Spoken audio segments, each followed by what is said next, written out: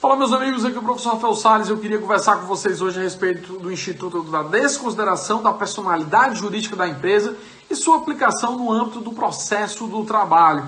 Em linhas gerais, imagine que você está na fase de execução do processo, tentando bloquear bens da empresa e não localiza, mas vê o sócio desfilando de carrão. Você pode ir atrás dos bens do sócio da empresa? Sim. Para isso é instaurado esse Instituto da Desconsideração da Personalidade Jurídica. Além das medidas executivas, como busca de valores em conta, como penhora de veículos, de imóveis, nasce uma nova gama de possibilidades executivas, como, por exemplo, a inscrição da pessoa física no Serasa. Ela vai ter uma restrição aos créditos. Da mesma forma, você pode pleitear uma penhora sobre aposentadoria, sobre pensão, valores que em regra seriam impenhoráveis, mas por ter a verba trabalhista natureza alimentar, é totalmente possível hoje que você consiga bloquear parte desses valores, não integral, mas parte desses valores, geralmente um percentual de 10 a 30%, dependendo do entendimento de cada tribunal, mas já havia até 30%, por exemplo. Então é um instituto muito importante, principalmente na fase de execução. Posso utilizar na fase de conhecimento? Posso. Não recomendo. Espero chegar na fase de execução, já tem os valores bem definidos, fica tudo muito mais claro e mais objetivo em termos de buscar valores. Além disso, se eu faço isso ainda na fase de conhecimento, quando chega na fase de execução, de repente, aquele sócio acabou já se livrando de alguns bens e aí você não consegue depois a penhora. Pode provar uma fraude contra credores, etc., mas é um procedimento muito mais complexo.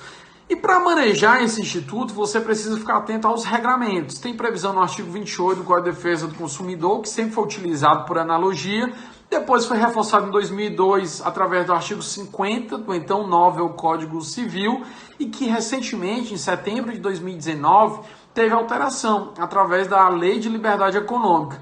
Esse procedimento ele vem tendo regras mais detalhadas, porque tanto o artigo 50 quanto o 28 eram muito genéricos e não havia uma previsão a respeito do procedimento no Código de Processo Civil. Então isso era feito de forma muito solta, de acordo com o entendimento de cada magistrado. Então o Código Civil, essa alteração recente, vai trazer uns regramentos para deixar mais detalhado quando é que pode ser manejado esse instituto.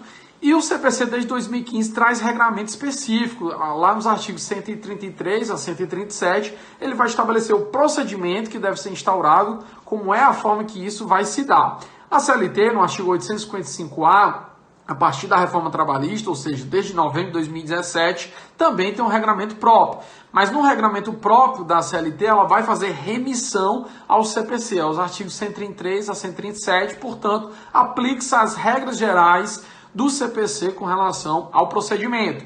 O parágrafo 1º e o parágrafo 2º, 855-A, vai trazer algumas peculiaridades que são aplicadas apenas ao processo de trabalho, como, por exemplo, se o processo estiver na fase de execução e for aceito o incidente de desconsideração ou não for aceito, o parágrafo 1º vai dizer que cabe agravo de petição, é o recurso cabível. Vai dizer que, inclusive, independentemente da execução estar garantida ou não, poderá ser manejado o agravo de petição nesse tipo de situação.